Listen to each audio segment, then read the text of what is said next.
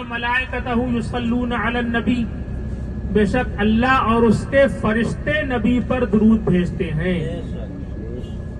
اللہ نے بہت سی عبادتوں کا حکم دیا، اقیموا الصلاۃ، نماز پڑھو، لیکن اللہ نے یہ نہیں کہا کہ میں نماز پڑھتا ہوں تم بھی نماز پڑھو۔ اللہ نے روزے کا حکم دیا، فمن شہد منکم الشہر فلیصمہ، لیکن یہ نہیں کہا کہ میں رکھتا ہوں روزہ تم بھی روزہ رکھو۔ اللہ نے زکوٰۃ کا حکم دیا، آتوا الزکاۃ، زکوٰۃ ادا کرو، لیکن یہ نہیں کہا کہ میں زکوٰۃ نکالتا ہوں تم بھی نکالو۔ اللہ نے ہمیں آپ کو جو صاحب استطاعت ہو انہیں لائف میں ایک مرتبہ حج بیت اللہ کا حکم دیا، وحج البیت من استطاع الیہ سبیلا، لیکن یہ نہیں فرمایا کہ میں حج کرتا ہوں تم بھی حج کرو۔ لیکن جب محبوب پر درود کی بات آئی تو اللہ نے فرمایا میں بھی درود بھیجتا ہوں، میرے فرشتے بھی درود بھیجتے ہیں، اے ایمان والو تم بھی نبی پر درود بھیجو۔ تو یہ درود کتنی عظمت کی چیز ہے۔ اور ابھی میں نے آپ کے سامنے حدیث پڑھی تھی، آقا فرماتے ہیں کہ جو میرے اوپر ایک بار درود پڑتا ہے اللہ تعالیٰ اس پر 10 رحمتیں نازل فرماتا ہے، یا اس پر پروردگار عالم 10 بار درود پاک بھیجتا ہے۔ تو درود پاک کی کثرت کریں، خوب درود پڑھیں۔ اگر زیادہ لمبا درود یاد نہ ہو تو صلی اللہ علیہ وسلم آپ لوگ مدینہ طیبہ میں خوب پڑھتے رہے، صلی اللہ علیہ وآلہ وسلم، صلی اللہ علیہ وآلہ وسلم، اور تھوڑا اور بڑھا لیں صلی اللہ علیہ وآلہ وصحبہ وسلم، یہ آپ پڑھتے رہیں، خوب پڑھیں، جب اٹھتے بیٹھتے سوتے جاگتے، اور کوشش کریں کہ مدینہ طیبہ میں زیادہ تر باوضو رہیں۔ ایک اس بات کی کوشش کریں کہ مدینہ طیبہ میں زیادہ تر باوضو رہیں۔ میں نے جو آیت پڑھی تھی، آپ لوگ پریشان تو نہیں ہو رہے؟ پہلے بتاؤ، پریشان ہوتے اور بتاؤ۔ فَلَوْ أَنَّهُمْ إِذْ ظَلَمُوا أَنفُسَهُمْ جَاءُوكَ، اگر یہ لوگ اپنے اوپر ظلم کر لیں، یعنی کوئی گناہ ہو جائے، جاؤکا، تو اے محبوب آپ کی بارگاہ میں آئے، فاستغفر اللہ، اور اللہ سے معافی مانگے، اللہ سے مغفرت طلب کریں، واستغفر لهم الرسول، اور رسول بھی ان کے لیے بخشش کی دعا کریں، لوجدوا اللہ توابا رحیما، تو اللہ کو ضرور توبہ قبول فرمانے والا مہربان پائیں گے۔ اس آیت کا مطلب یہ ہوا اگر کسی سے کوئی گناہ ہو جائے تو سرکار کی بارگاہ میں حاضر ہو کر اللہ سے معافی طلب کرے، اپنی مغفرت چاہے، اور حضور بھی اس کے لیے دعا کرتے تو گناہ کی معافی پکی ہے۔ ہم اور آپ نے آج کسی کی عمر 25 سال کی ہے، کسی کی 30 سال کی ہے، کوئی 40-50 سال کا ہم میں ہے، کوئی 60-65 سال کا بھی ہے۔ گناہ تو سب سے ہوتے ہیں، صبح سے شام تک کئی بار آدمی جھوٹ بھی بولتا ہے، کسی کو دھوکہ دیا ہوگا، کسی کا دل دکھایا ہوگا، کسی کو پریشان کیا ہوگا، نمازیں چھوڑی، رمضان کے روزے بھی چھوڑے ہوں گے بہت سے لوگوں نے، اور بات بات پر گالی بکنا، اتنے گناہ ہم سے ہوتے۔ اللہ نے ہم کو ایسی سعادت دی ہے کہ نبی کی بارگاہ میں حاضر ہو کر اگر ہم اللہ سے توبہ کریں گے اور اللہ کی رحمت سے امید ہے کہ حضور ہمارے لیے سفارش اور شفاعت فرما دیں گے تو انشاءاللہ سارے گناہ معاف ہو جائیں گے۔ تبرد اللہ توابا رحیما، کہ ضرور اللہ کو خوب توبہ قبول فرمانے والا اور مہربان پاؤ گے۔ پہلی بات یہ ہے کہ ہم بارگاہ رسالت میں حاضر ہوں گے تو حضور کی بارگاہ میں سلام عرض کریں گے، الصلاۃ والسلام علیک یا رسول اللہ۔ ذرا سب لوگ سبحان اللہ کہو ایک مرتبہ۔ سبحان اللہ۔ دیکھو کتنی سعادت کی بات ہے، ابھی تک ہم اپنے گاؤں میں اپنے شہر میں پڑھ رہے تھے الصلاۃ والسلام علیک یا رسول اللہ، آج اللہ نے یہ دن دکھایا ہے کہ حضور کے سامنے کھڑے ہو کر کہیں گے الصلاۃ والسلام علیک یا رسول اللہ، اور حضور جواب بھی عنایت فرمائیں گے وعلیک السلام۔ اگر حضور اپنی زبان سے کہہ دے وعلیک السلام، میرے غلام تجھ پر بھی سلام ہو، تو انشاءاللہ بیڑا پار ہے۔ حضور کی بارگاہ میں ہم سلام پیش کریں گے، اور سرکار کے مزار کے برابر میں سیدنا ابو بکر صدیق کا مزار ہے، ابو بکر صدیق اور ان کے پاس میں سیدنا فاروق اعظم کا مزار ہے. حضرت صدیق اکبر، حضرت فاروق اعظم، یہ دونوں وہ عظیم ہستیاں ہیں کہ جنہوں نے اپنے آپ کو دین کے لیے، رسول اللہ کے لیے، اللہ کے لیے قربان کر دیا. میرے آقا فرماتے ہیں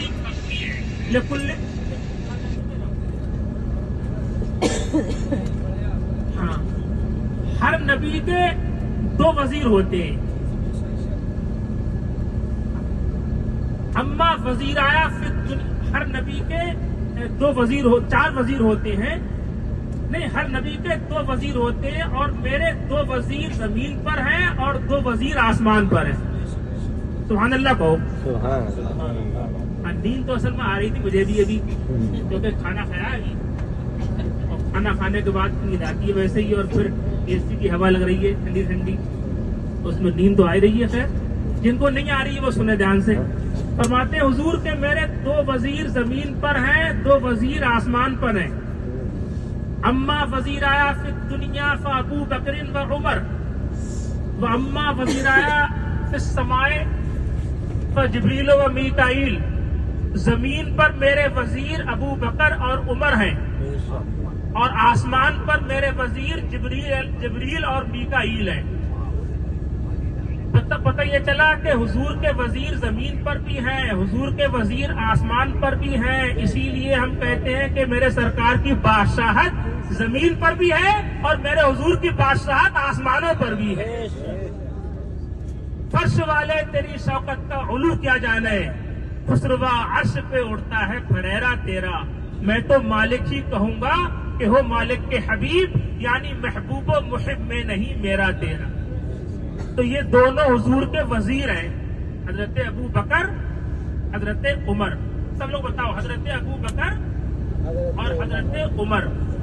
پھر سے کہو، حضرت ابو بکر اور حضرت عمر، یہ دونوں حضور کے وزیر ہیں. ایک مرتبہ آقا علیہ الصلوۃ والسلام نے اپنے دونوں وزیروں کا ہاتھ میں ہاتھ لیا، ایک ہاتھ سے پکڑا ایک کا ہاتھ اور ایک سے دوسرے کا ہاتھ، اور دونوں کو ساتھ میں لے کے چلے. آقا فرمایا کذالک نبعث یوم القیامت انشاءاللہ تعالی، قیامت کے دن ہم اسی طرح سے اٹھیں گے. تو کیا مقام ہے ان کا، کیا مرتبہ ہے ان کا. میرے آقا فرماتے ہیں کہ میرے ابو بکر صدیق کا احسان ماننا اور ان کا شکریہ ادا کرنا میری پوری امت پر واجب ہے. حضرت عائشہ صدیقہ رضی اللہ تعالیٰ عنہ سے آپ فرمانے لگے، اے عائشہ، آسمان پر جتنے تارے ہیں اتنی نیکیاں کس کی ہوں گی؟ حضرت عائشہ کہنے لگی کہ حضور اللہ و رسول بہتر جانے. فرمایا میرے عمر کی نیکیاں آسمان کے تاروں سے زیادہ ہیں. تو وہ کہنے لگی کہ حضور پھر میرے والد صاحب حضرت ابو بکر صدیق کی نیکیاں؟ فرمایا کہ عمر کی تمام نیکیاں مل کر ابو بکر کی ایک نیکی کے برابر نہیں.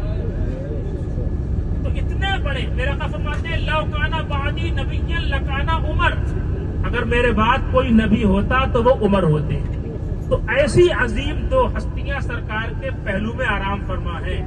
آپ جب حضور کی بارگاہ میں سلام کریں گے سب لوگ کو انشاءاللہ الصلاۃ والسلام علیکہ یا رسول اللہ پڑھیں گے. ہاں ابھی کہیے الصلاۃ والسلام علیکہ یا سیدی یا رسول اللہ، الصلاۃ والسلام علیکہ یا سیدی صلی اللہ علیہ وسلم.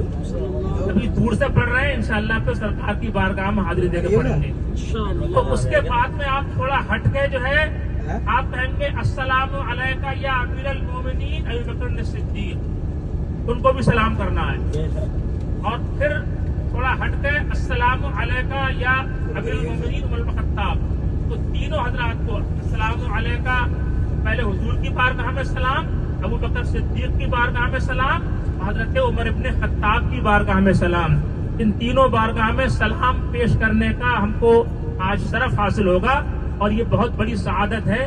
مجھے تو حیرت ہو رہی ہے، میں پہلی مرتبہ حاضری کے لیے آیا ہوں اور مجھے اللہ کا بہت بڑا احسان ہے کہ عجیب سا لگ رہا ہے کہ آج ہم روزانہ صبح کو پڑھتے تھے یا نبی سلام علیکہ یا رسول صلی اللہ علیہ وسلم، آج ان کے روزے پر جان کے کہیں گے یا نبی سلام علیکہ.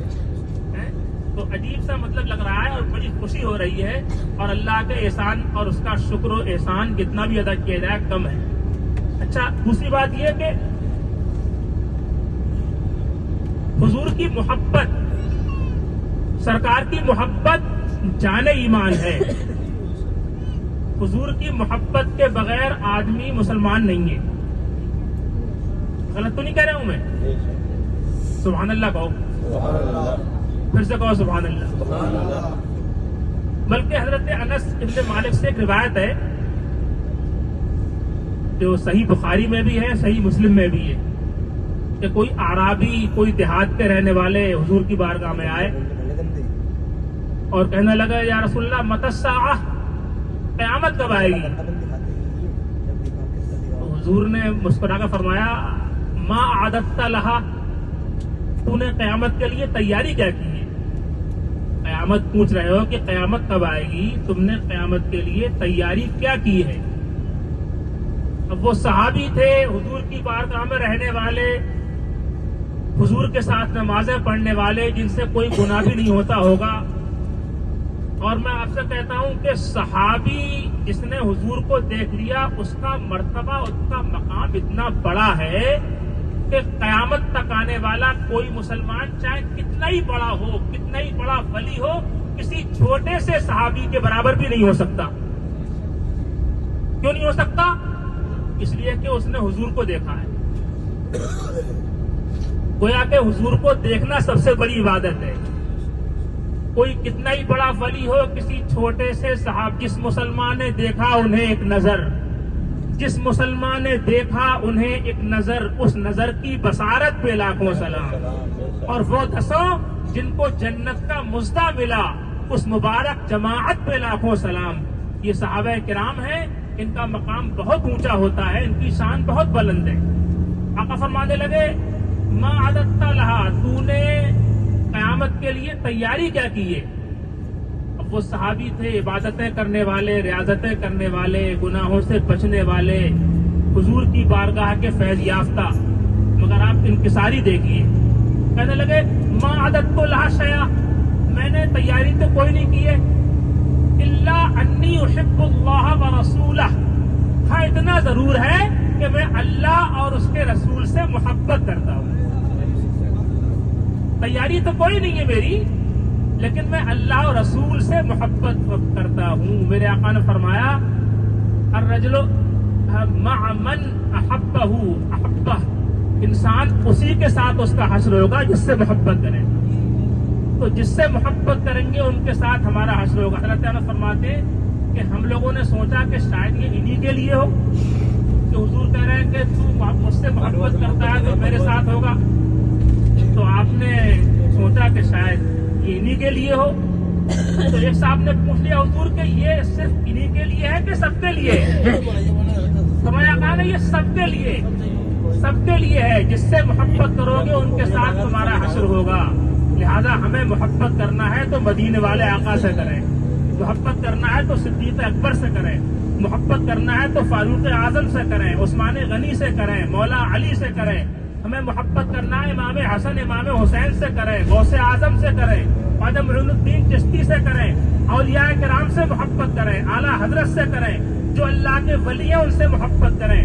اللہ کے ولیوں سے محبت کریں گے تو انشاءاللہ ان کی معیت نصیب ہوگی، اور پروردگار عالم ان کے صدقے میں ہم کو بھی معاف فرما دے گا، ہمارے درجات کو بلند فرما دے گا۔